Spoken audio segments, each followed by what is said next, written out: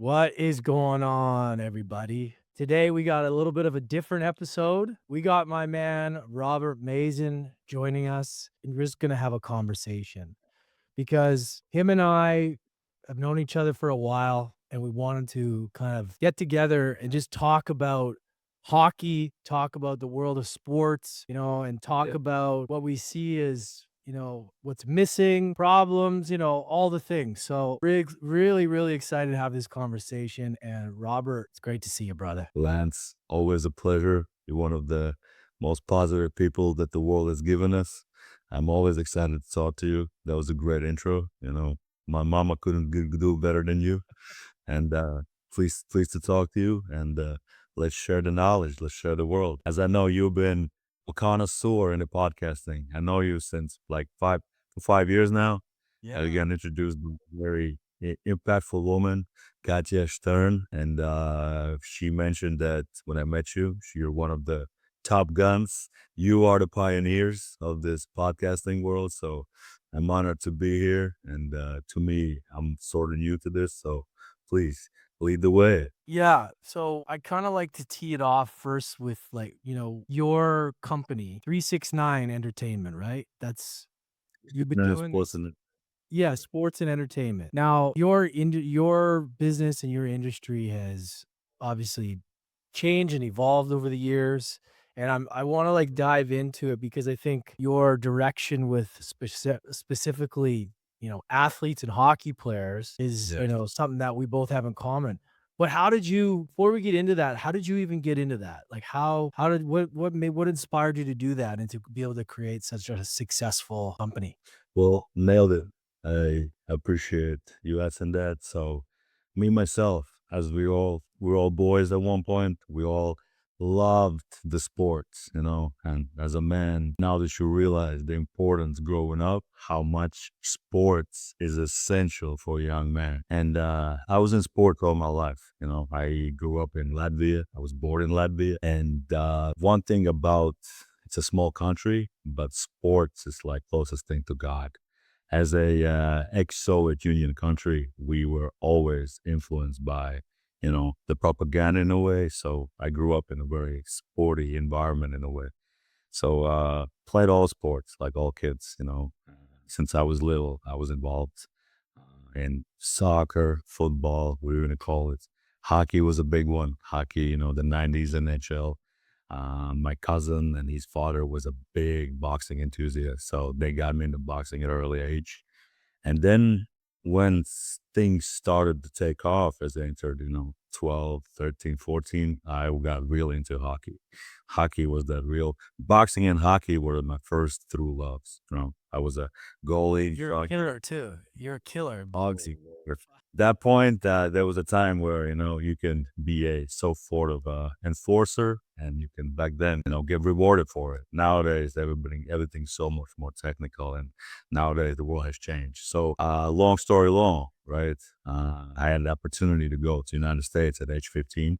I joined a hockey program in Maine.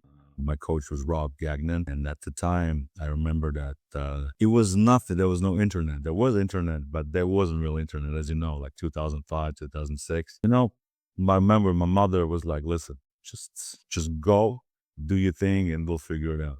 And of course, as if you go to United States at 15, you just hey, they have a hockey team, you go there.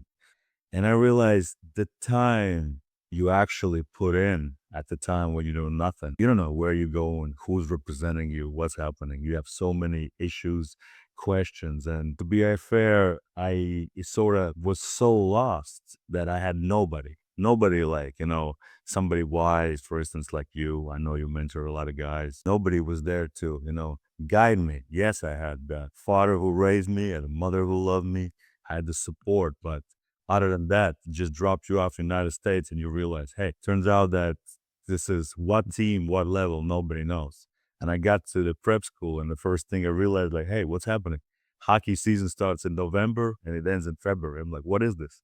Now all of a sudden I gotta learn American football. I gotta choose a spring sport. And I was like, what is happening? And to me, it was like a big thing that like, nobody never knew. You just went there. And then I realized that, hey, Like if I had somebody to guide me, go there, go there, go there, it would be maybe better. But it was still an amazing experience. So I got into this when I realized that, especially young athletes, people in general who has this sort of, ambition to succeed, this primal urge to do something, they need guidance. I didn't have that. So I guess the main event why I got into it is just the fact that I can help people, help young guys like me, and make sure they become acknowledged, successful, and seen, and most importantly, paid.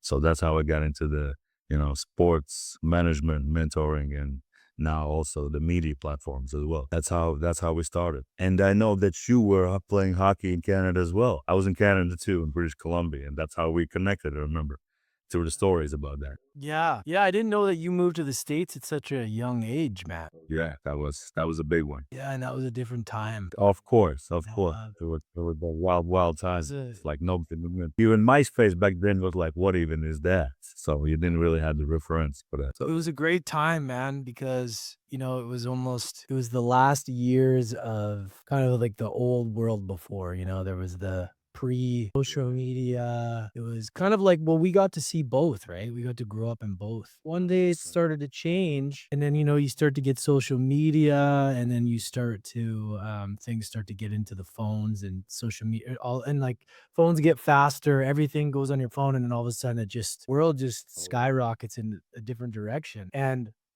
back then that we didn't have the resources, right? Like you said, there wasn't a lot back then. You kind of had There was nothing. I am a little also fuzzle. back then. What was there back then? Back Not then, much. remember if you were the cool kid on the block, like you were really cool, early 2000s, you had the 33 Nokia, the brick, basically a cold weapon. You can, cook dinner with it, and you can protect yourself at all times with that as well. So that was a 33 Nokia. And then it was the Blackberries. And of course, iPhone came in like 2008 and 9. But up until then, just the fact that you can send text messages and call your girlfriend at 10 p.m., with 3 minutes, that was God given technology. So, yes, very into that. Yeah. And I think now when I look back, I'm glad I didn't have that shit because Like, there are a number of reasons, right? And we can get into like athletes now for a number of yeah. reasons, for being stupid, but also the distraction. Like you used to have to go to a computer if you want to go and, do whatever. You could go on the computer and then that was it. It was over. Nowadays, we got our phones. It's all the time. And it's a real problem with focus, especially athletes. And, I don't know about you, but for me, when I was growing up, it was hard enough to stay focused as it was, distractions, never mind having like access to all these different things at once on one device and just at your fingertips, man. It's insane. I don't know how anybody is able to focus and stick to these things and not get distracted. You just nailed it, and especially now that, listen, we still grew up and your screen was, hey, if you watch Cartoon Network, that was like, wow. Yeah. But now, new generation with the kids, like the other day, we were at the gym, and this gentleman was working out, and his daughter it was like she was, I don't know, maybe 4 or 5 years old, and as the man was working out, listen, props to being a good dad, he still brought her over and this, but her head was like this for, I don't know, 60 minutes.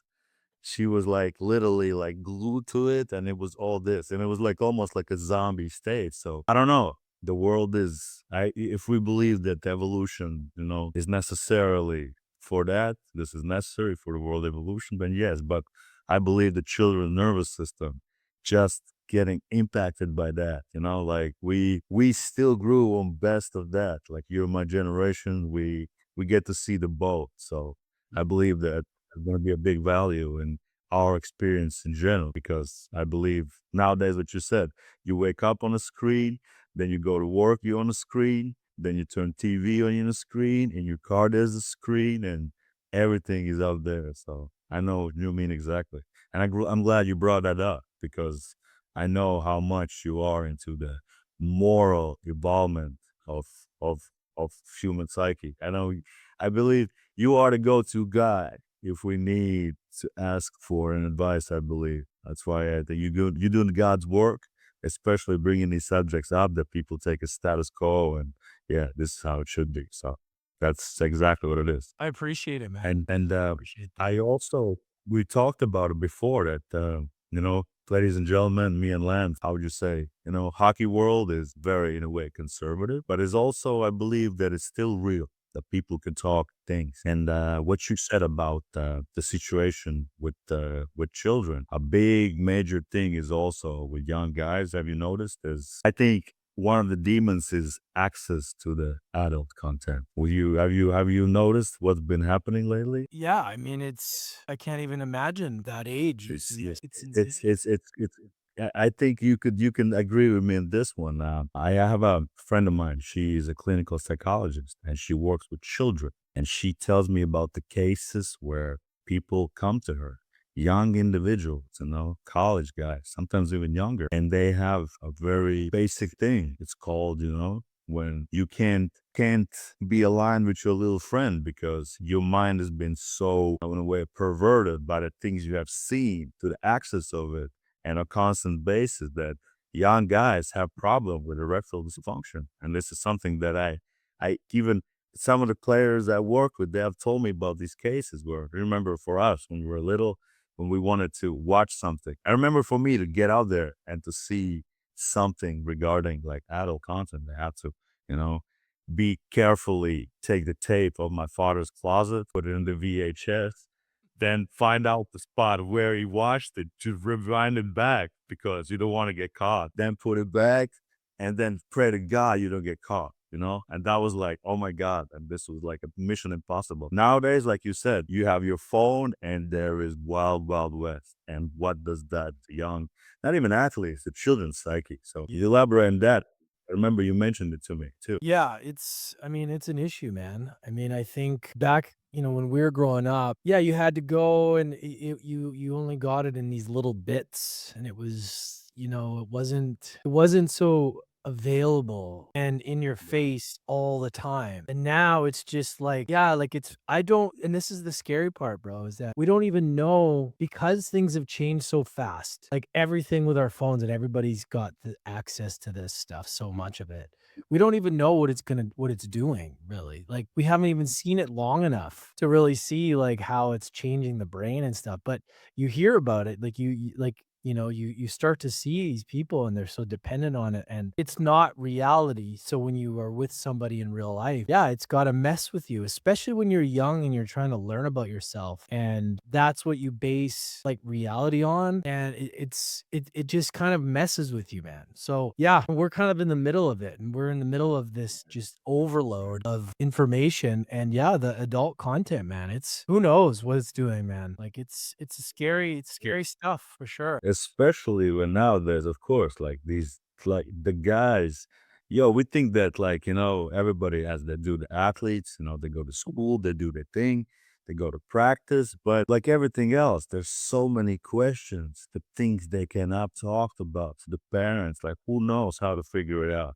Like the things you see, the girls online, all that stuff. It's like it's a crazy time for these people, like children in general, to be alive. So I believe they most definitely need people to guide them. And like our generation, I believe we're a perfect spokesperson for that because, let's just say I can talk about my father with it. You can talk about, parents, but in the end, we were the first ones that actually started going through it. We saw when, something showed up. We saw the first iPhones and we're like the pioneers, but we also saw the old world. So I know that you are big on the actual thing of, facing adversity. Do you think this is part of the challenge as well on like basic things like these? Is this something that, we must learn as well as we grow? Yeah, I think it's kind of part of the territory now. We can't really there's not much we can do about it, right? And the same thing when it comes to AI. I think we just instead of trying to avoid it, we try and build a better relationship with it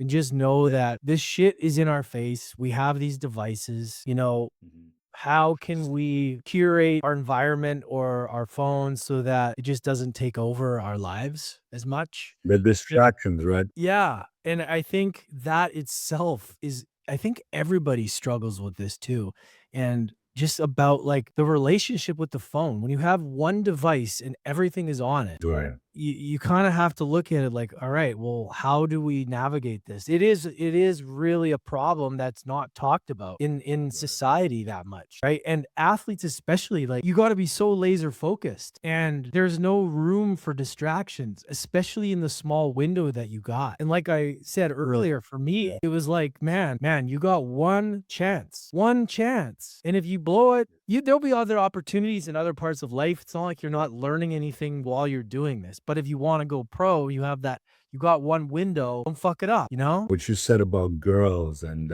when did you start playing hockey in general? When I was 5. Oh man, so you're a real Canadian. But that's true. When you're born, they give you a little Bauer skates at the hospital, right? Dude, I grew up in Edmonton, Alberta, where it was like, if you didn't play hockey, you're a weirdo, you know? Like I was very good for my age. I went and played in some of the most prestigious tournaments as a kid. But as I got older towards as soon as alcohol got brought into the picture, my skill set, my work ethic slowly was not overnight, but you could just see, like thinking back, it was like, oh man, like that really Right. it really affected me. And when I was in juniors, playing junior A, the team that had the most strict coach and curfew, I just happened to have my best year or my best season it's because of the discipline, and you just, you have to follow the rules. And some of the teams I was in, it was like parties all the time, man. Like I was so distracted by little things, never mind but the phone, to add that to the mix, because you have that one window of time. Especially I think about junior hockey players. I think about these players that are at this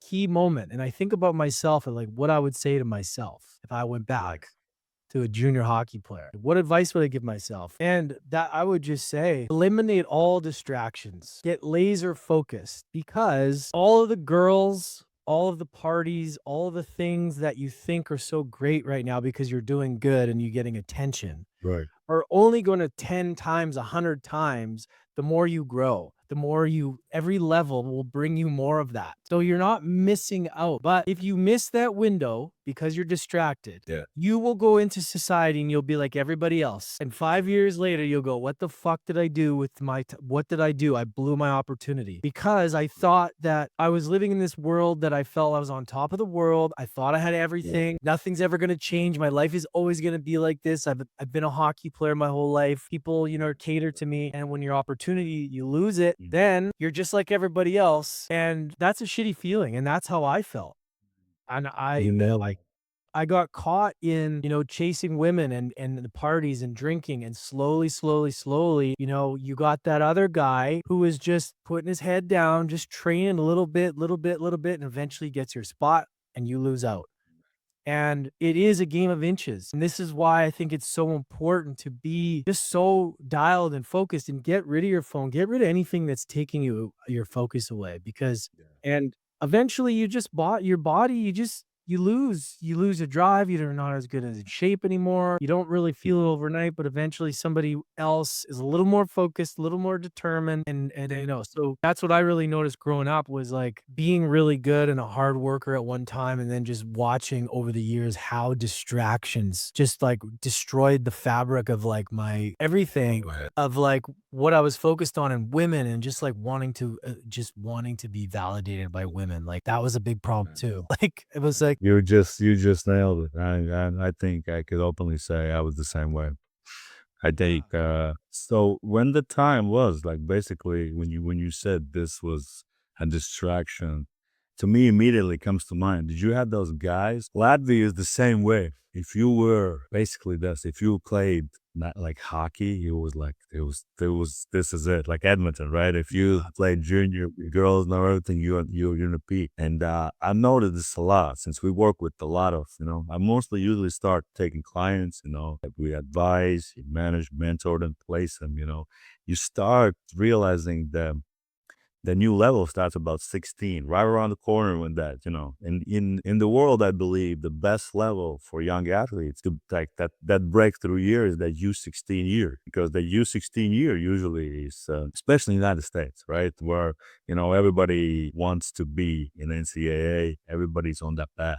And I noticed that the ones, the U16, you still have that, the children's ambition in a way. You're very serious, not really involved into a lot of activity. But then that U16 level, the best guys, they go play junior, they go play QWMJ, they play Q, they play WHL.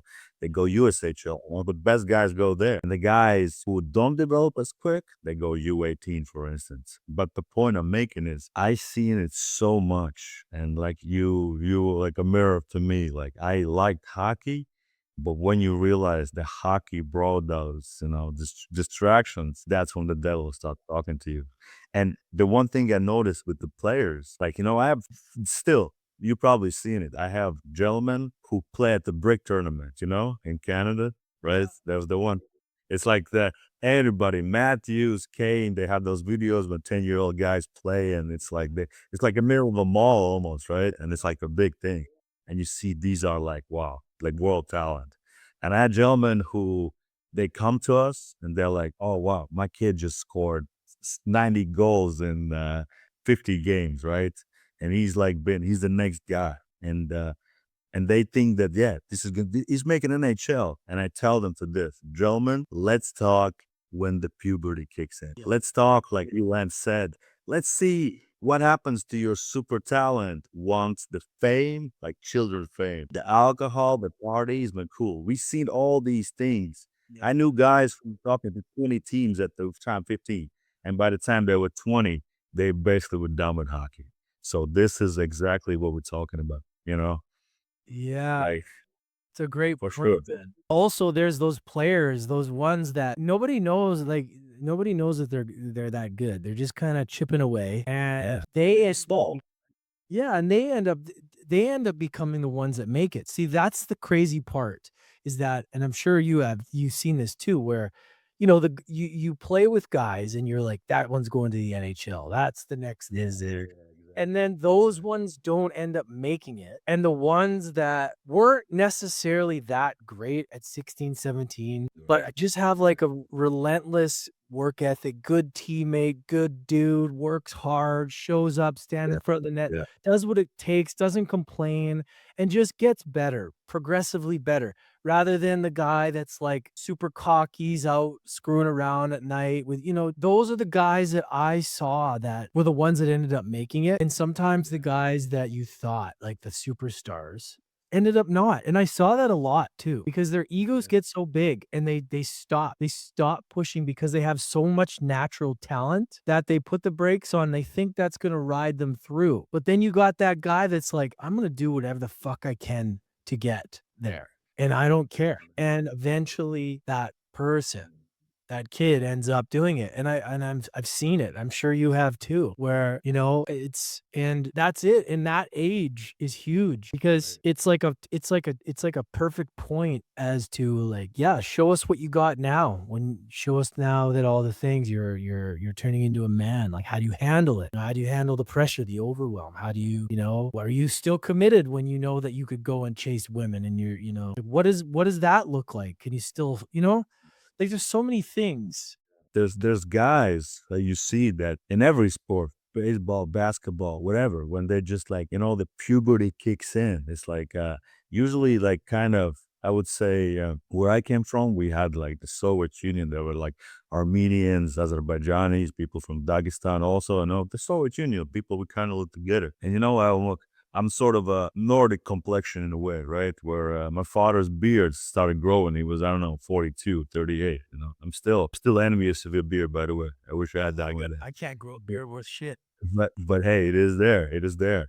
But some people they were so like I remember that we're like 12 years old. We're in the showers. I'm like, that's a grown man standing next to you. Like, God, Jesus Christ, and they just grew bigger and testosterone kicks in and they just start to ride the wave. And at 15-year-old, you have a 26-year-old girlfriend. Talk about problems, right? And they become so like in a way the stars and then they just overpower things. But then, like you said, once they come in the real deal, once they become that 16, the junior hockey, 17, 18, this is where the real deal starts. And I noticed this, the guys, first of all, like I think the first thing to succeed is like Sidney Crosby, whatever. Like you can still see like guy goes to see, I don't know, girls tournaments on Saturdays, like how much hockey is a tunnel vision. And a great example is the guys who succeeded, the guys who I grew up with, right?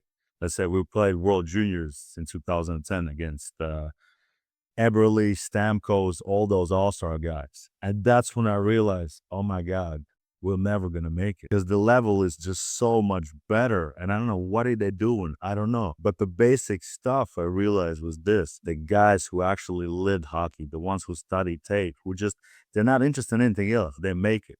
For instance, my neighbor was a Latvian hockey star, Zemgus Girgensons, right? He was a first round drafted for Buffalo, I believe, in 2015, something like that. He was 2 years younger than me. And he was never like the type of guy that's like, oh, he's gonna be a star. But I remember he used to come with us to skate with us, and he used to be like this kid who just didn't give a f. He just grinded, ran everything. And I remember by the time I was like what 16, 17, I remember that I was home. And I like, had a girl over, for instance, and it's like 5 a.m. And of course, we did alcohol or something like that. And I see my boys running in the park. And then one moment I realized he's gonna make it. Like 5 a.m., blizzard, whatever. And these guys who are like this, the tunnel vision, they make it. Not all of them, but these distractions is what definitely takes away. That's why I tell guys, your girlfriend at 16, 17, 18, 19, 20, it's such a distraction in a way. Forgive me for saying it, but you're supposed to wake up. Competition doesn't forgive everything. You wake up, you have 100% of the battery, right? I tell this to the guys. You think about, hey, practice, good food, sleep, repeat, you can watch video. But now when this young little lady comes in with her puberty, incidentals, right? Then all of a sudden, all your focus, 30% of your focus goes away to your little girl. She wants to do this and that and there. You want to make it, you got to sacrifice something. And I believe this is where you and me, we understand each other. We didn't have people to tell this. We were just like, okay, yeah, one day we'll make it. And then it's 18, it's a draft year. You didn't get drafted.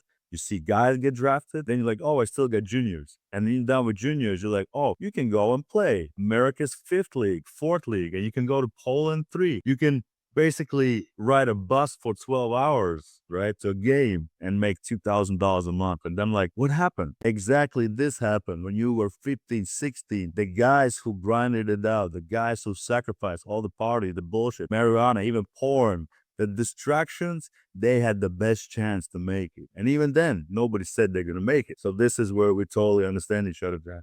You brought up a good point about players that actually get really, really good and how dedicated they are. But also, like, you think about what I've learned recently, you've probably seen a lot more Tom Brady on podcasts. And this is stuff that I didn't realize about Tom Brady because he wasn't in the media much. But he wasn't the best player when he started, but his relentless He was fourth dedication. string quarterback. He was like, what, sixth round? He was terrible. Like, You would that's watch hours and hours of video. Like like he's his a broad video or like overall video, like I didn't know about. all of it. He studied the game so well, and he just Yeah. progressed Yeah. over and over again. And then you see guys even like Jordan, like these greats. They didn't just accidentally get great. And not Oh, everybody's to yeah. be at that Totally level. respect this.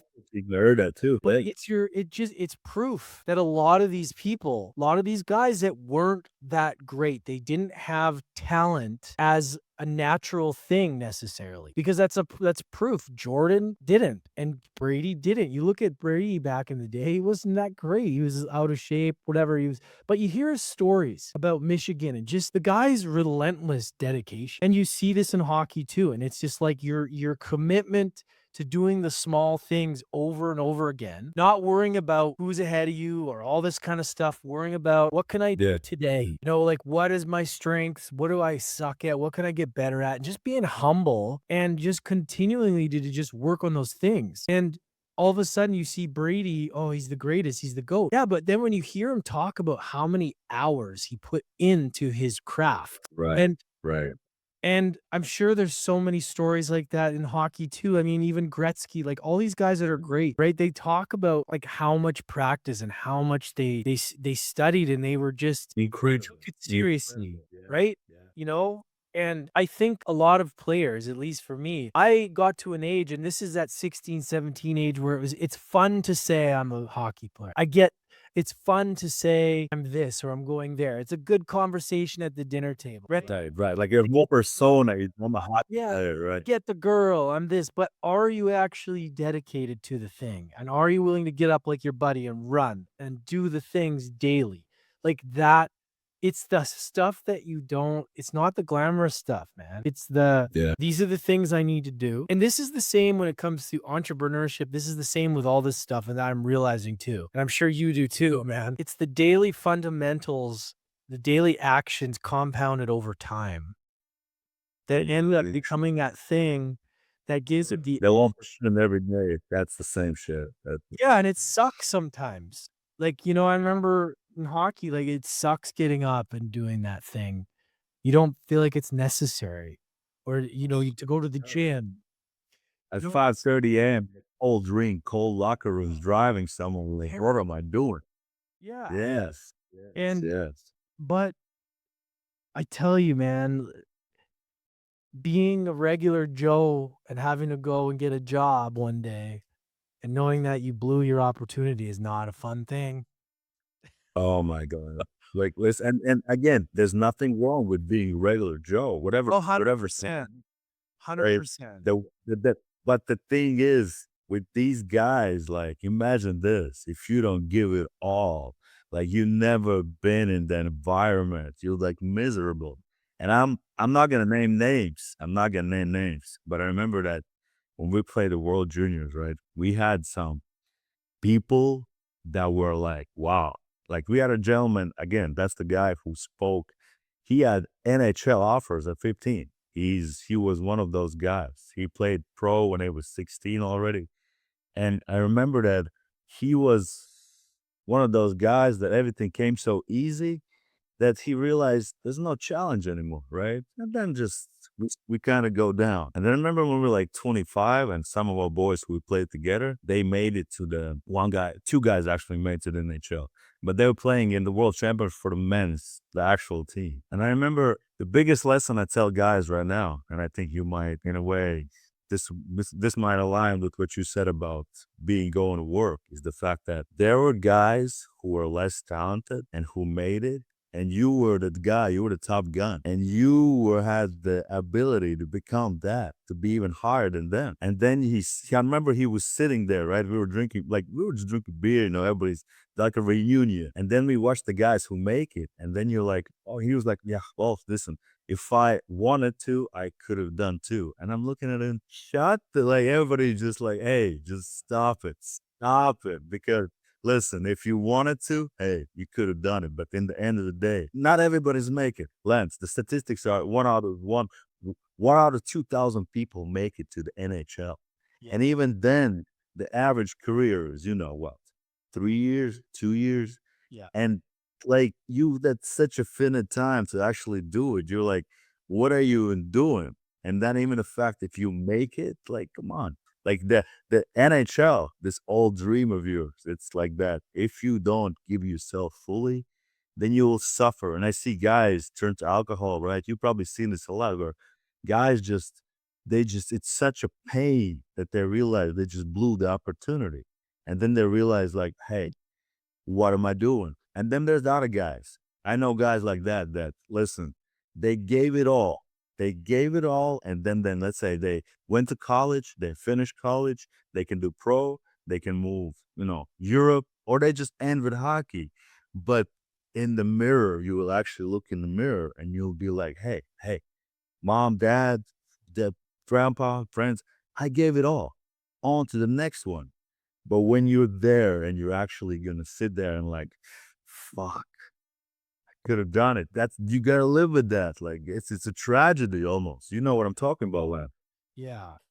Yeah, that's what you're saying, dude, is so real and so true because, yeah, there's nothing wrong with being a regular Joe, right? There's nothing wrong with that at all. Whatever that means. It's just people live like Yeah, like, 'cause whatever that means, a regular Joe. God, there's nothing that means. It's just like this. But People go there. Yeah.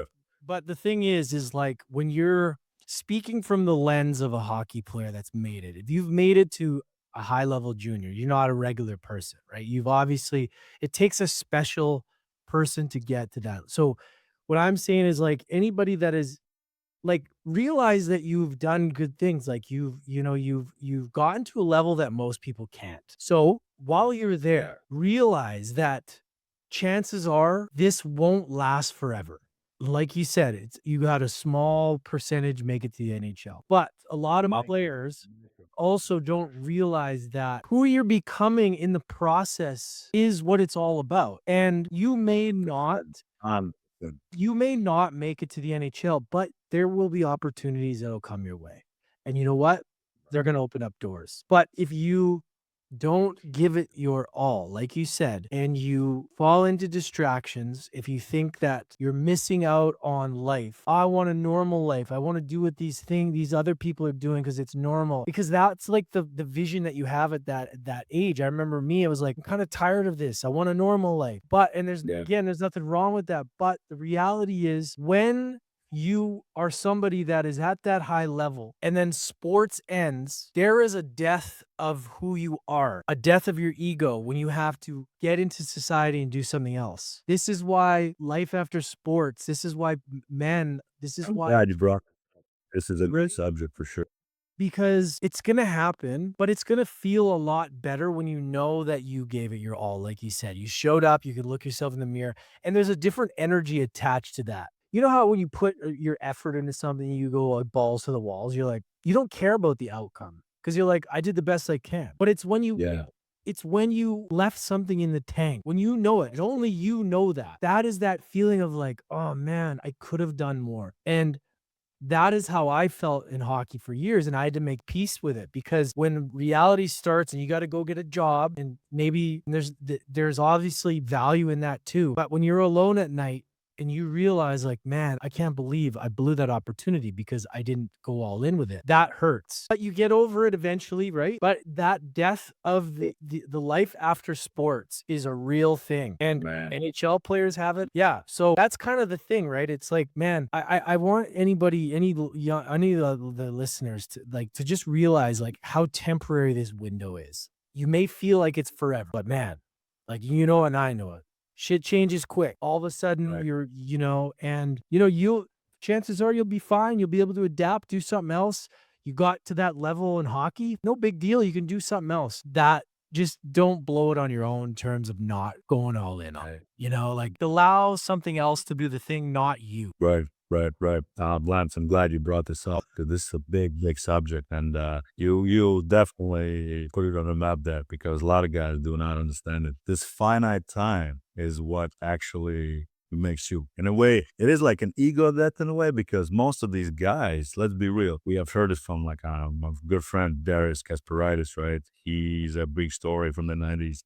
Sean Avery mentioned the fact about how you know since you were a child, like you were put on a bus, you were put there, like you had nothing. And the better you were, the more people took care of you. And in a way, you have this illusion of how the real world works. And, that's why this illusion of these millionaires on ice, on NBA, NFL, MLB, whatever, it's there. And now that guys who get lucky, they can ride with it. But even after the career ends, that's a whole different story. But you brought up something that hockey, sports, especially nowadays, and I bring this up to the people, ladies and gentlemen, if your kids make it per se, if they become that 0.01% of people who actually, succeed and they make money. Again, me and Lance, we're ex-hockey players, we can talk about it, but it goes to every sport.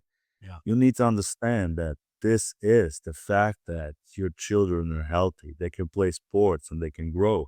It's just one of the biggest blessings and lesson you learn because I believe the problem in today's society is again this lack in a way of masculinity, meaning that boys at a young age, they don't learn these social constructs like little wolves almost, what it takes to become a man, to lose the fear of fighting, to lose the fear of, these social things, because locker room is the best fundamental teacher for everybody. It's raw and ready. It's just the way it is. And this fact that you went into junior hockey, it's something that will be there for your life. And I always say, hockey, if you make it good, but ladies and gentlemen, it's an instrument like any other sport. And this instrument is something that will be the legacy of you, especially nowadays when there's NIL, college, everything. This hockey thing is something like, for instance, even let's say, like you said, hockey ends and you look in the mirror and you say, hey,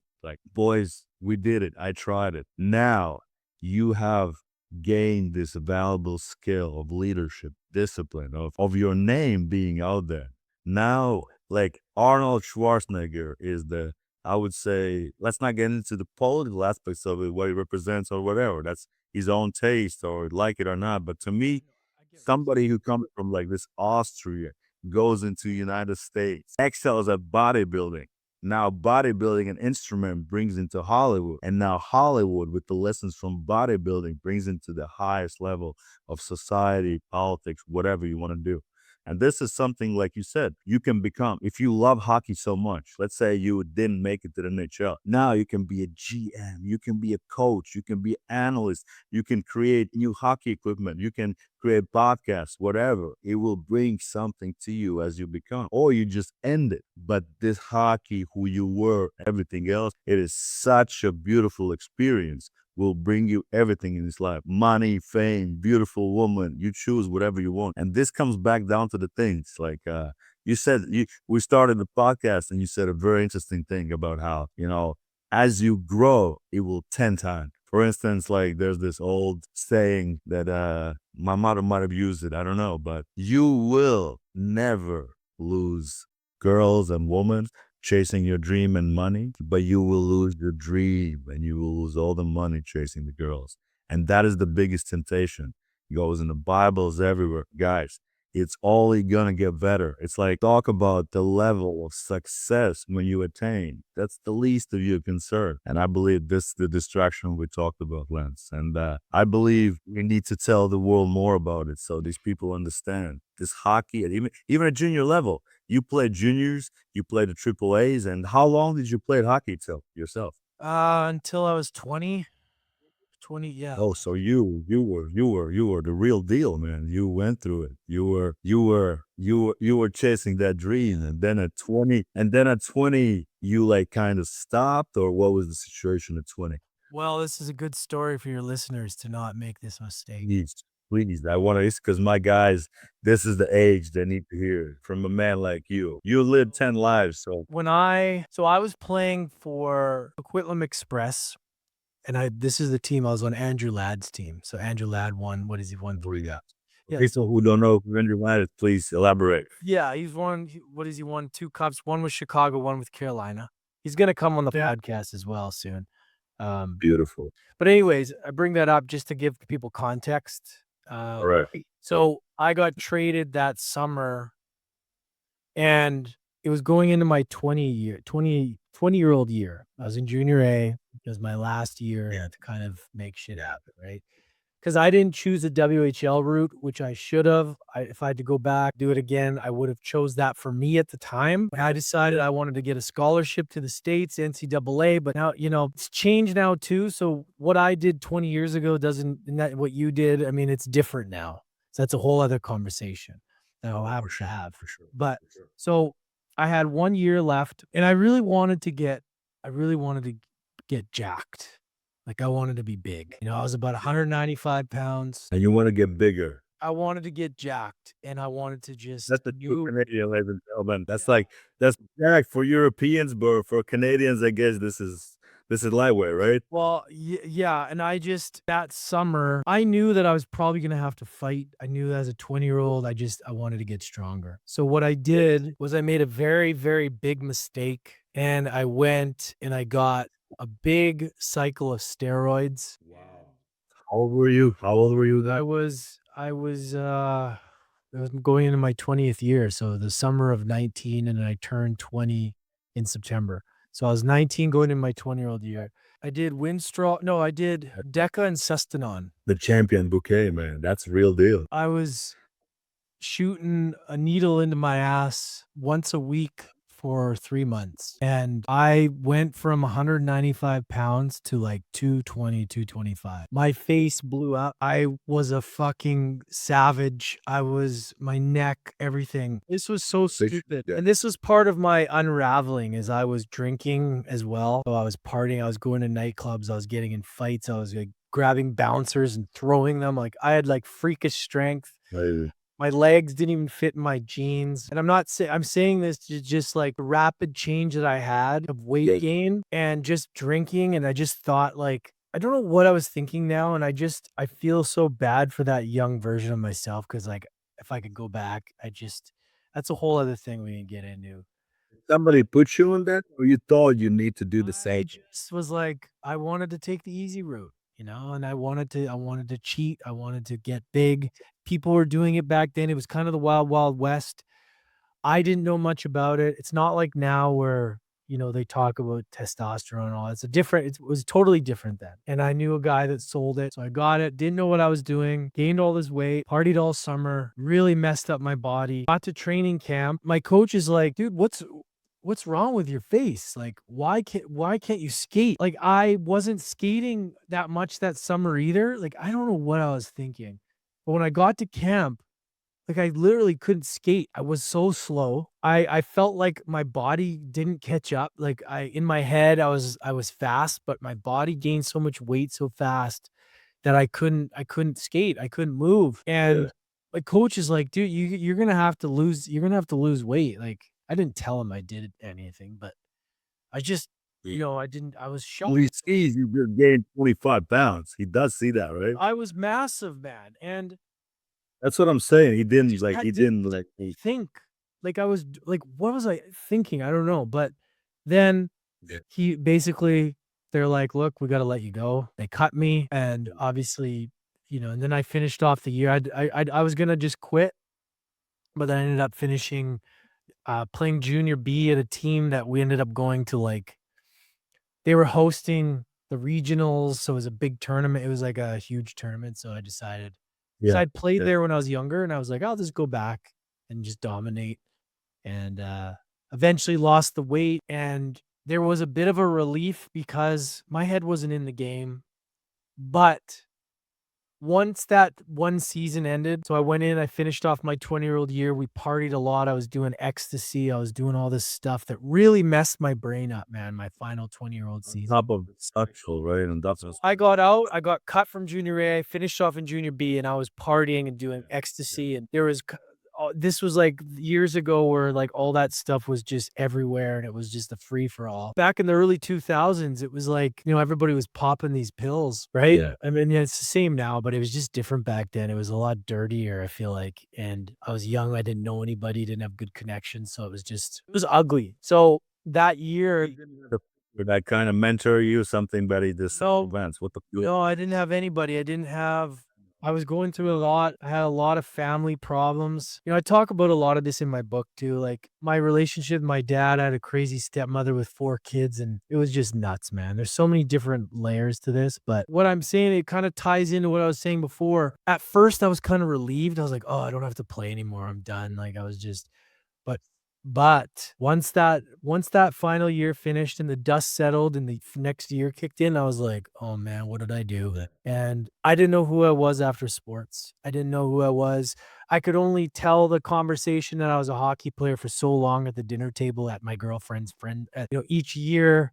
I'm just not that guy anymore, and that was hard because I took pride in being that guy. Like, what happened? What happened to your career? And I back then, I didn't talk about my what happened. I held everything in, and I was embarrassed because I knew I fucked it up myself. Like, I had all the opportunities. I was that guy that had, if I would have just kept going and kept my nose clean and stayed dedicated, my work ethic, I could outwork anybody. I wasn't the best goal scorer, but I would fight, I would hit. I was a hardworking player. After all, those guys make money too, man. That's part of the team, and Yeah. everybody has their I life. Yeah. I chipped in, but I know I would have gotten a lot better if I would have just kept working at it, and I was too distracted. Right. So that was hard, man, and I had to, like, kind of, like, figure out who I was after sports, and it took a while. But, like you said, there's opportunity after sports too. It is who you become. The skill set that you learn as a hockey player, you could literally take that, go into the world, and beat 99% of the people. Because nowadays, the people are fucking hopeless, most of them are, and that's just straight up. Dana White said the same thing. Bro.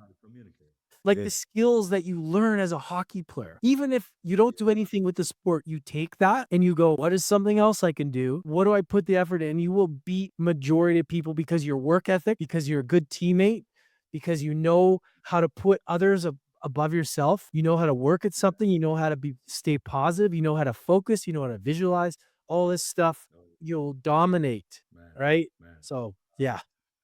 No, that was listen, thanks for sharing, man. I didn't like see that the roid part was something that listen, it was big in the sport. This is nothing that you should be. It's just part of the game. What I know so many guys that did that and guys who actually had the chance to, in a way succeed on that too. But I can only imagine when you're going into like, 19 years old, you're not even a man yet and now you got these testosterone like sky rises, your aggression, sexual energy, everything, how that messes you up who you are. It's crazy to even think about. So I think that the fact that you can share it is the fact that I think so many I would like to have a conversation to just so for this to hear some of my guys who Yeah. go through it. Because you're like an animal at that point. It's just instinctive what to do. Like because people think, oh yeah, I'm just gonna train, it's gonna help me. No, no, no, no, no. That thing will make you, you smell a woman and you will be like gone. Like what practice? And it's like it's crazy what you said. And I think if we go back to the conversation about applying sports to the real life, the biggest thing what I've noticed is this. Again, guys who made it. I know guys who made it because you know how summer maybe in the summers I used to train. I put a lot of work into the strength and conditioning, right?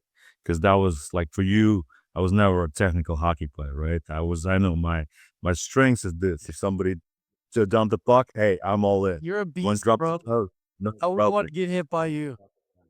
Always stop it, land warmer. Appreciate it. Only my grandma used to say that, but not you. But now that was two people. But you see, the thing is, with these people who actually go, you notice this. It's like again, we go back to the Kobe Bryant's mentality in a way. Like, guys, let's say we start training camp. Let's say it's 2, 3 month training camp, and it goes for everywhere. Guys who, for instance, like I remember, like in the summers, there was this Latvian bodybuilding federation, right? I knew these brothers. Their father was a coach. They were boxers, and we had fun and we trained. No girls, just pure boys. And I remember that I did a big record in like the bench pressing, right? At the time, it was huge. And I remember that we trained all week. And let's say Friday and Saturday, we do like it goes anywhere. It goes to strength conditioning, hockey, whatever, boxing, doesn't matter. You train with the boys, like you had a hard week, 5 days of intense training, twice a day. Wednesday was one. And then Saturday, you did almost like that final, like, end finale of the training. Let's say at 12, you did sprints or you had like game or you did the whatever max squats, this first week of training. Then on Saturday, you're done at 12.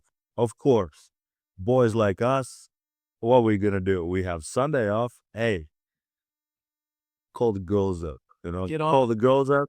You get some drinks, and we go to the city. We were like an hour away from the city.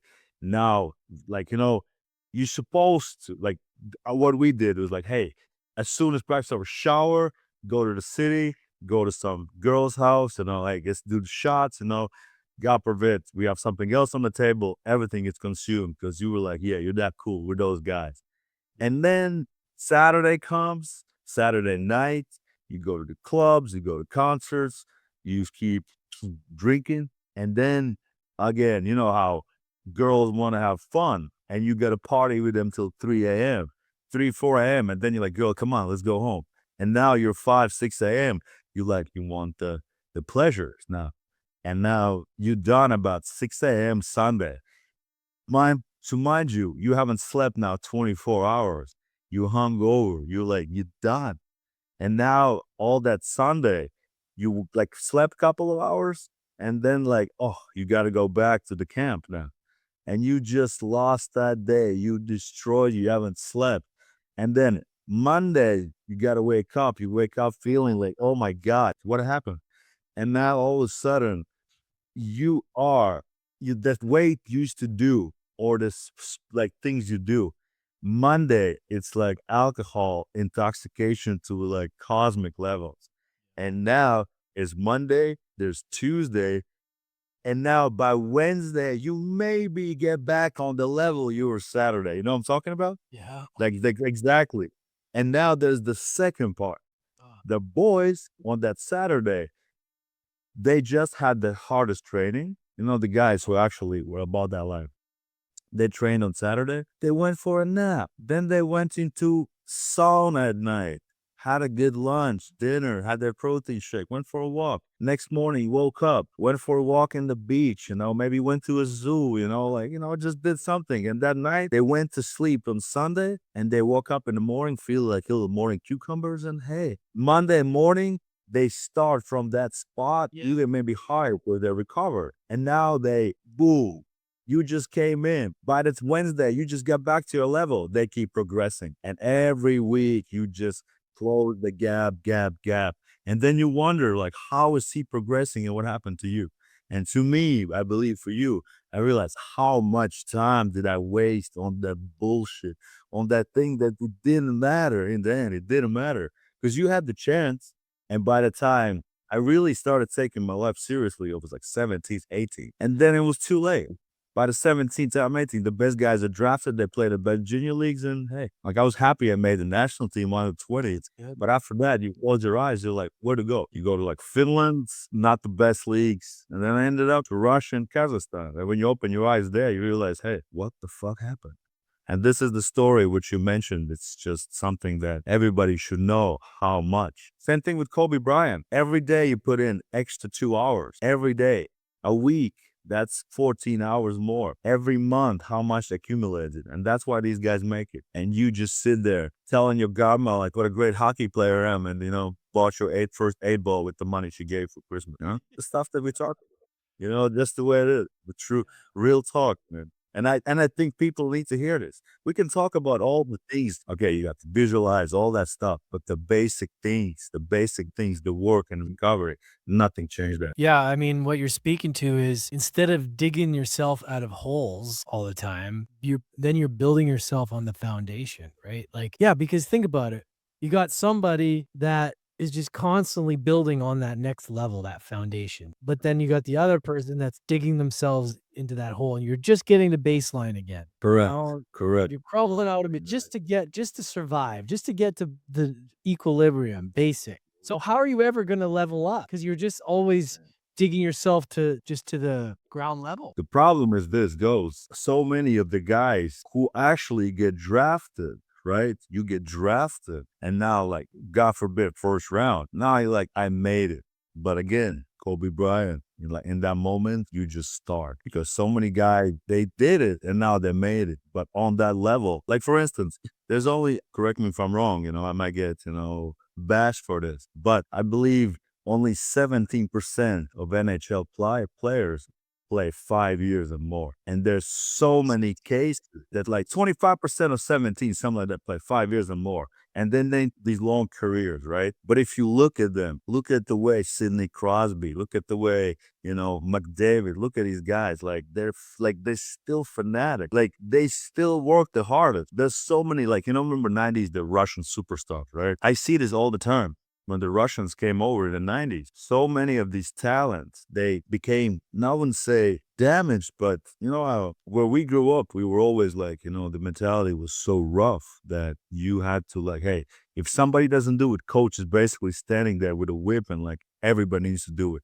They're pushing you. And this is the goes for young players too. Then they come over and hear, hey, in North America, it's like, hey, don't want to do it, don't do it. Nobody's pushing you. And now a lot of superstars in NHL, they came over and they realized, wow, you just signed $1 million. You're 18, 20 years old. Now you're making 100K a month. And you guy you used to train, you gain 20 pounds over summer. You're like, hey, I'll get it done. And a lot of these superstars, they had these great careers. They blew up and they came down just like that. And by the way, excuse me to go back, that thing you said about discipline in sports, same thing goes again, Jorge Masvidal, that famous UFC fighter. If you are serious about your craft, no matter you work corporate, you work at Apple Store, you have your own business, whatever, you gotta hustle as the CEO. Like, Lance, you're a free individual. I see how you hustle, what it takes to you.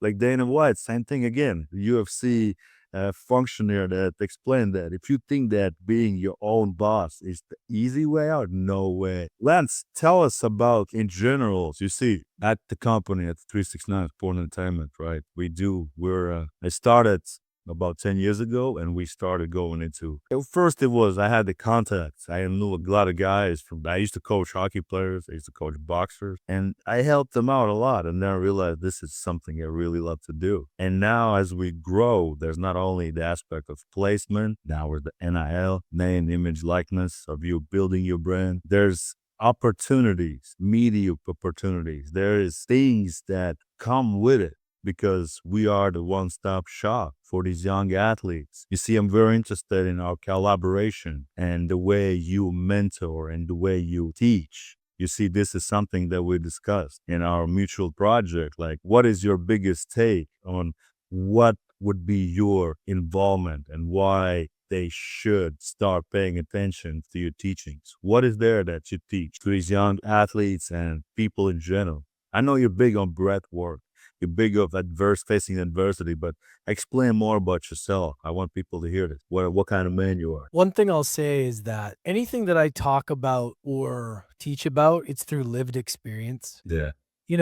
I think there's a lot of people out there who talk about things. You see it all the time. Who they actually haven't done it. They're not doing it. For me, the reason is because I wish that I had those resources when I had that small window. And I look at my younger self and I lost my younger 18-year-old brother to suicide. It's going to be 10 years during 16. And that was part of the reason why I got into this stuff too, is because he didn't have tools. I was living away. There's a long story about family stuff, but there's been a lot of years where I just wanted to make a difference in the world. I worked in nightclubs and bars for so many years, lived that lifestyle. And eventually getting out of it, I wanted to make a difference. So getting into adversity, I really thought, starting the podcast, University of Adversity, 8 years ago, I was really interested in just the human spirit. What separates people who win and who don't, and how you take the shitty, the hard times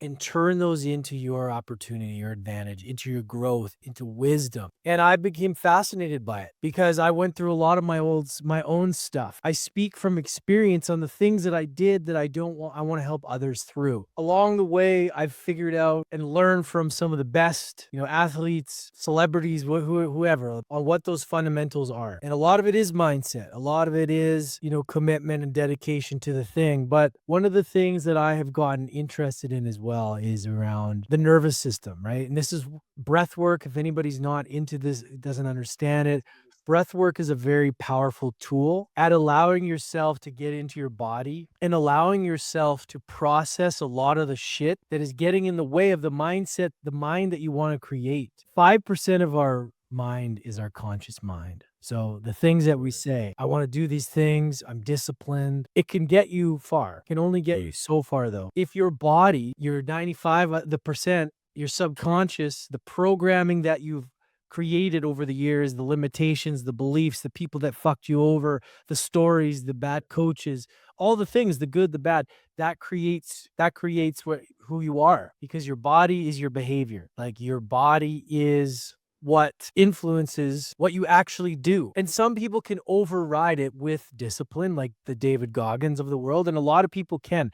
But there's also people who have a lot of shit stored in their subconscious, a lot of programming that limits them, and they can't move forward because their body, there's somewhere in there in their programming that is responding to the limitations, the belief systems, whatever else. So you have to get into that and reprogram it, condition the body, the nervous system to get on board with the mind. So what I've found is breath work, going deep, holotropic breathing, the breath work, where what I do with people is I put them through journeys that we start out, we kind of talk about what's coming up, what does they want. Then we set kind of like an intention onto, and some of this can be visualization. Sometimes it can be like, who do you want to be? Like, what is it you actually want to create? And we use the breath work, we use the breathing to go deep and to get out of the head and into the body. By breathing, doing this, the breathing, you're activating the sympathetic nervous system, which is good in small amounts, because what that does is that brings the stress response up, which means it brings a lot of the stored energy, a lot of the shit that's been hiding in the background, to the surface, and you can face it and you can feel it, you can process it and you can release it. Right. And what we do as well is we do reprogramming of, visualization, because when you're in that state, a non-ordinary state of consciousness, you're able to do different programming, and you're able to, and I walk people through visualization, almost like a hypnosis. Really visualize, to think about the person they want to be, how they want to feel. You hear about plant medicine and psychedelics. Difference between the two is that when you go and do psychedelics and plant medicine, it's very confronting, and it forces you to face that stuff that you may not know. It can be very hard with people. But when you're using your own breath, you're in control of how much you want to push, how much you want, and you can slow down. By pushing through that, you're going to build more capacity. You're going to be able to handle more pressure. And how that transfers into sports like hockey is to help you handle the pressure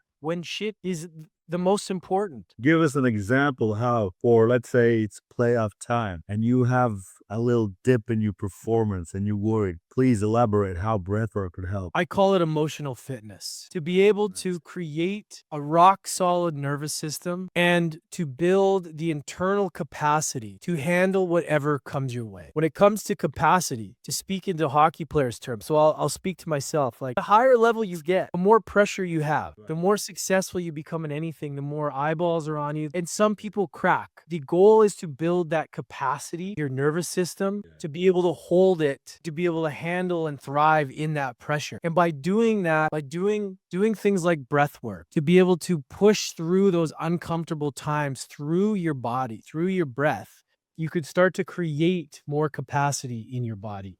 And you can create more capacity by doing hard shit, uncomfortable stuff too. Putting yourself in situations that challenge you, right? But I have found, and this is why I've gotten into this work, is because it's helped me in my own life kind of see my blind spots. When you combine mindset, dialed in mindset, with this work, you can essentially become unstoppable because you're getting your body on board faster with your mindset than when you're just trying to mindset through it. So People's true. mindset will only take them so high, because if you don't believe that thing, like you could say, I'm going to be this, but if you, in the back of your mind, you don't believe that's true, then you're not going to do it.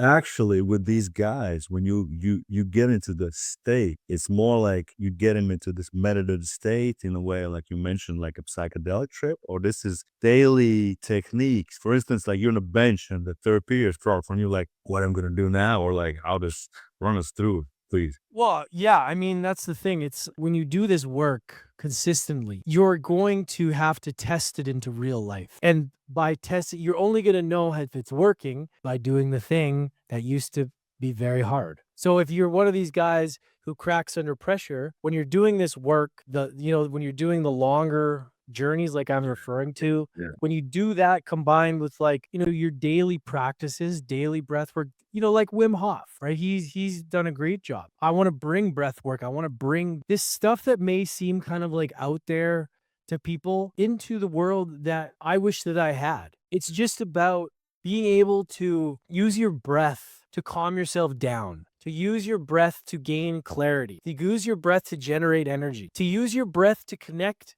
deeper to God or into your intuition, whatever that is. Our breath is so powerful, and you can use it to visualize. You can use it to think about things that you want and how you want to feel, and combine that with things like meditation. It's to me, it's a tool that is just, it's undeniable. And you've seen it with Jake Paul. Love him or hate him, he worked with one of my mentor who taught me. He's his coach. Like, he's worked with Jake Paul, and Jake Paul goes through exactly what I'm talking about. He's been able to win a lot, and that's how I was taught, and I've just seen the missing link that athletes have. It's not just Right. about, I can do that thing. It's like going into the body. It's like really like processing the shit that has been holding you back, like really getting into it so that it can bring it to the surface, so that it can be felt, and it can be hard. It can be confronting.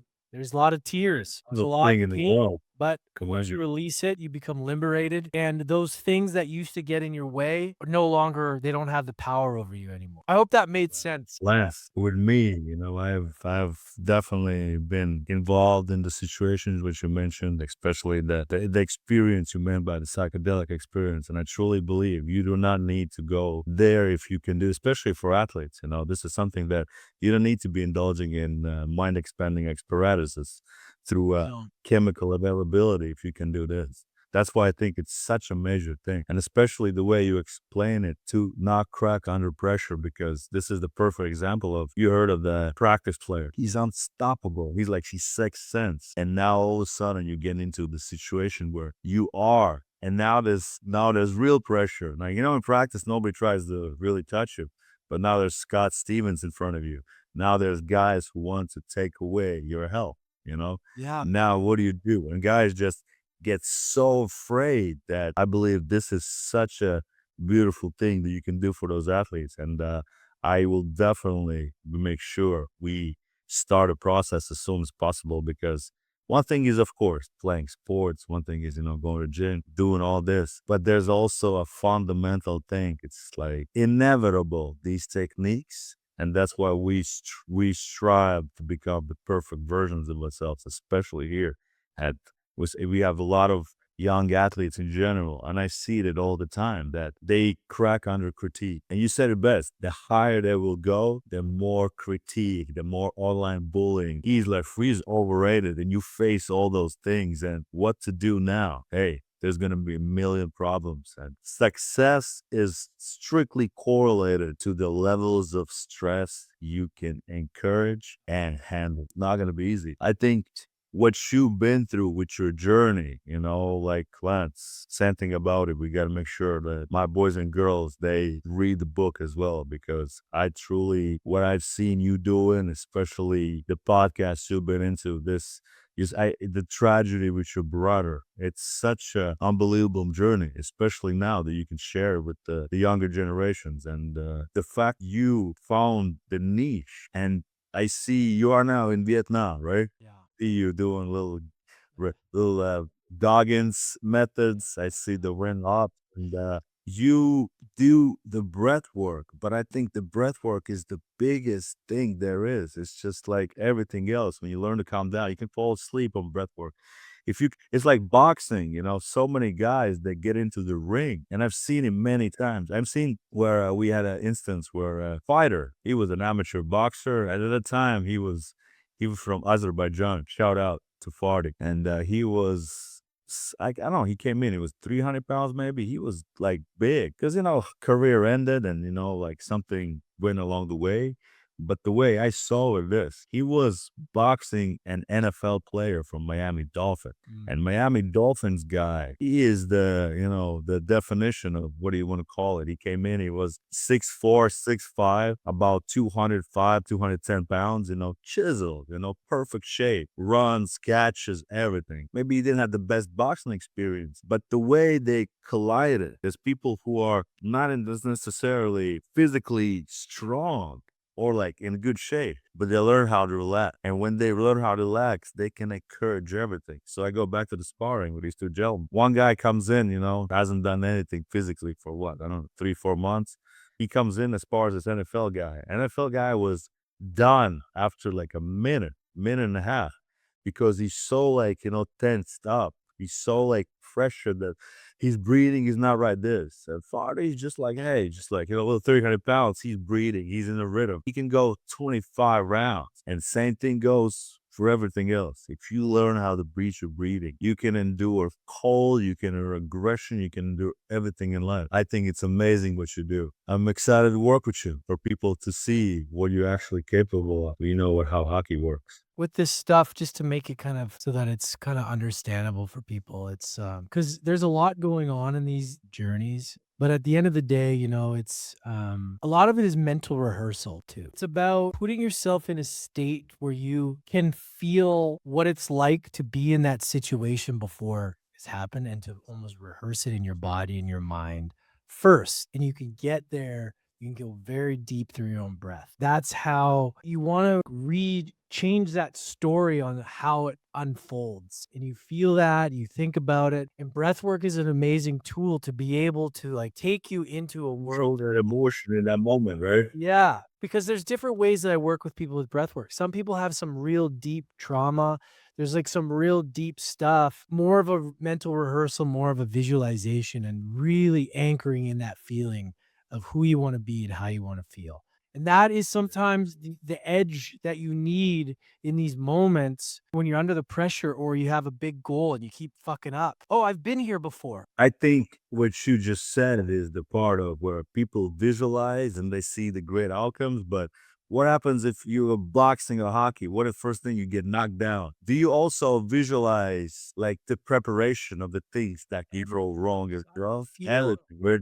all. You see, this that's major. I used to do visualization when I was younger, like mental rehearsal. When you have somebody taking you through a journey of like your breath and guiding you, Right. it's just like being in a psychedelic state. And the deeper you can, the more you breathe, the deeper you go, the deeper you'll go. There's many ways, to breath work can be a really good tool for transformation. And a lot of this is just one of the things that I have found that when I work with people in groups, one-on-ones, like that's like the main vehicle. But then there's other stuff obviously in the process, right? But it's a missing link I think hockey players need. I think not only hockey players, but something that overall young athletes in general, Yeah. because it's just a whole different thing when you know what you're doing. Because everybody says, oh, yeah, we're going to train in summer. I'm going to shoot more pucks. I can watch more tape. There's something deeper than that as well. It starts here. For some guys, it's natural. For instance, they say that Michael Jordan's ability to be great, to, when there's zero point 0.5 seconds left and you nail that tree, right? When you doesn't matter. Or like hockey, you have overtime, you don't miss the net. It's the presence. Like they said that Michael Jordan, he was present. Doesn't matter. The focus, which we go back to the original start of our beautiful conversation, 50 million distractions constantly. And I believe not only for athletes, Lance, what you're doing is a game changer for every performance. And I'm more than excited to apply it for our clients at the 369. I'm glad we had this conversation. And people in general, I think this thing is a big breakthrough. You go to the gym, you shoot pucks, you shoot threes, you hit the bag, but this is emotional, mental Starts fitness. in the body. Emotional fitness Hey, starts in for the sure. body. Just make it Sure. right. It's the same thing about emotional fitness, about like how guys now need to understand. If you want to be a public persona, go get that camera training. Get this. This is one of the aspects for you to become great at what you do. And I want parents and athletes and people in general to understand it. And in my mind, I think this works. Ladies and gentlemen, this works. Adversity, unknown, uncertain times. Right. It's coming. But if you're prepared and if you know that you are built for it, you know that you can handle it, you're good. Like there's always opportunity in these challenging moments, right? There's always opportunities in the unknown. You want to get stronger, you have to break that tissue. No great man, no great woman, no greatness was ever born in comfort. The same good old thing about the smooth sea and a good sailor doesn't happen. Doesn't happen. You need to face adversity. You need to face the challenges, everything else. As you grow, this what makes you the real deal. Let me ask you this. How did the gods brought you to Vietnam? How did that happen? Oh, I like Southeast Asia, man. Have you been out to Southeast Asia much? Unfortunately not, but all the fighters tell me how amazing Thailand is. If I go, then, Well, you're just running your successful business there. You can't leave, bro. oh, you started. You're doing big things there, man. I just want to say as well, like with what you're doing, I've watched your progression. I think what you're doing with athletes and understanding the landscape of what's needed, doing the work that's required to just build good humans. That's what you're doing. Oh yeah, I like to Useful, simplify that. good, useful humans that are just going to make the world a better place. And you see that in your leadership. You're a very positive guy, but you're also like you have this edge to you too that's like don't fuck around. And it's really good leadership energy. You know? I know you know that Really, you probably got that feedback too. And that's what people need. These kids need that. And you need that. And I think coming from where you came from, where you guys I wanted to talk to you about this too, about because I didn't know Latvia was part of Soviet Union. That's me being ignorant. The way the world is there is just so different and the way it was that I'm curious to like how that shaped you and who you are because I know lots of Russians. I meet a lot of Russians and they got this like I can't even explain it. Not a hardness, but like a rough around the edges, but what it's good. You guys have been through a lot and you're not soft and you're just like there's something about speak to us about that for a second. the thing about this, and you always ask the right questions that I could connect to the Western world as well. I was born and right after the collapse, still in the Soviet Union back then, right? And then in May '91, it all collapsed. And when it all collapsed, now think of this, which is of course still the biggest fear of the modern society. It's in a way as the grid going overboard. For instance, imagine the great nation of the United States. And tomorrow, Mr. Gorbachev or Trump at this time, they come in and say, ladies and gentlemen, Elvis has left the building and this is free for all. Or everything that this and that great nation of the things they had. Like how much of all the gold. Now it's all free for all. The police, nothing is there. All of a sudden, like everything is free. And guys go to town. As we know, as Jordan Peterson said, there's fairly aggressive, non-psychopathic males who protect the society, this woman and children, from the guys who are not fairly aggressive, but aggressive and psychopathic. And now these guys form alliances. Now these guys want to take over. And people just, in a way, it's like the quiet civil war, which brought people to this understanding of you cannot be weak. Like as children, you see good old, unalivings every single day. And as children, you grew up, in a way, it was a beautiful period. But by the same means, you saw how people, there was definitely a Disney scenario. And as we know, the better life gets, the less people have these fundamental problems, basic needs. But over there, it's the basic needs necessary for survival. And the coaching staff, everything. Whatever you ever had, teachers, everything, they all went through that. And it's, of course, not out of a good life, but it teaches you not to be weak. Nobody was depressed because the only thing you focused on being what are you gonna eat today and how are you gonna grow? What are you gonna do next day? Of course, Latvia was one of those countries where the Baltic states were always part of the Europe, right? It was where there's so much culture in there that was taken over by the Soviet Union at one point. So we still had a lot of Russian influence, right? And their culture and the moral, which I'm not gonna lie, there were a lot of good things as well. You can't be bashing nothing. Every country has their beauty and nationality as well. So I remember the biggest thing why Russians or Ukrainians or Soviet Union, even the Baltic people, right? We're all the same people under God after all, right? So they come here. There's no small talk. People are very people are in a very defensive because you are very careful who you trust. And people they come to Western society, they see the smiles and, hey, how are you? How are you doing this? Like you go to store in, Eastern Europe, she looks at you like, what the hell do you want? Over here, it's like, hey, how you doing? And it's beautiful. Like the Western society has more of that emotional intelligence, where the Eastern society has a little bit of more of that, street smart per se, because people are more brutal over there. And when they come here, it's hard to assimilate because I tell this to a lot of guys. Like here, the fear, the closeness, everything gets taken as, in a way, it's the defense mechanism.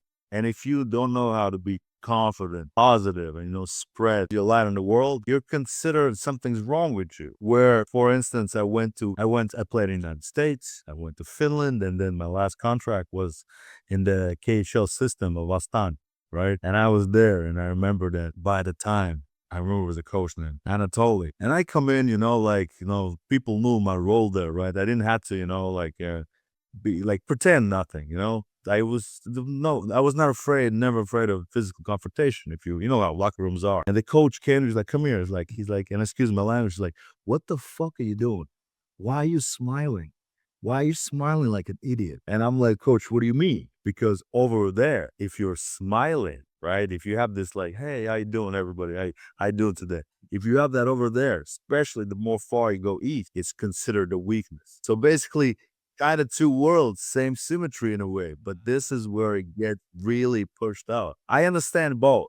I don't judge people who come here. They're like, especially the Eastern Europeans, they're just seeing that they want to be protected and feel safe. Yeah. But once you get to know them, they're the warmest people. They don't trust everybody like that. That And I makes understand sense. both, but you rather have the positivity and smile, when you come here and you're like, hey, this is it. And a lot of times guys come in as warm and everybody, they get like this cold thing and you think something's wrong, but they don't mean negative. They don't mean bad. It's just they grew up in society where you have to, in a way, look over your shoulder first. Here, the life has been better, and the problems that arise with it, has been like less. I hope that explained the Yeah, it situation. does But really. in the end, what about in Southeast Asia? Like you come there, like I'm always interested how, like the Yeah. situation, how do the people like perceive you over there? It's so interesting because, they're a socialist republic, but, like Right. but there's also a lot of private ownership, so it's like it's not like your traditional Of communicate, communist. capitalism, But right? it's weird because it's like, I don't see any of that in my life. Like, it's like you can buy anything, I think it's more of the locals, they can't own land. But as far as a foreigner, I mean, it's a free for all. I mean, it's harder to own things, I think, like to buy a real Yeah. estate, but we still can. It's real, man, like I'm telling you, it's crazy because there's these amazing Miami style coffee shops. Like I'm talking, you go to Miami, you go to Miami Beach or you wherever. And you got those here, but it's like a fraction, it's like a fraction of the price. And you're like, how is it so cheap? And I know it's because of our dollar versus theirs and all that. But for a foreigner, it's pretty surreal, man. The quality that you can get things for such a low price. It's hard to wrap your head around it, especially after being in like North America, especially Miami. Like Well, Miami is $20 definitely for a not matcha latte. $300 lunch and a 20% tip already is on top of it. It's It's like it's crazy, man. Miami is definitely not the place, a social measurement of how life should be because it's crazy what's been happening here. And I still believe the people who know how to survive under these conditions because hey, I see why people go there and they enjoy life because sometimes you look at this stuff and you're like, it doesn't make sense. So where you are right now, let's be real, could be the real life cost in It's a way, it's good, and I like that it's a little rough around the edges. I like that there's not all these rules. Yeah, it just has a rawness to it. The food, you can just it's crazy too in Vietnam because like it feels like you're back in like the 80s or something because the cigarettes are everywhere and all these dudes like the packages of cigarettes you can buy them anywhere. It's like back in the day when we used to go buy our mom's cigarettes. I'm talking like in the 80s or early 90s, and I'm I knew he did experience what I could imagine, but I it's couldn't. just it's crazy. It's like you see things and it's just so different than what it is back home. Not that I smoke or anything, but like it's just funny to look at. I think that once you've seen what we've seen, you come from Edmonton, and Edmonton is probably Or on Vancouver even though too. I lived in Vancouver for many years too. Oh, wow. So what I'm saying is I graduated winters, I've seen like minus 40 Celsius and now doesn't matter. I just like being in the sun but I still see that you're the international man. I can't wait to see you here in Florida or I come see you in Vietnam. But other than that, I had an amazing time talking to Yeah. you last today. I Like, truly believe that the breath work and the things that you do will be applied to more and more people as this will grow more. which I'm is very excited to be involved you in the future as well.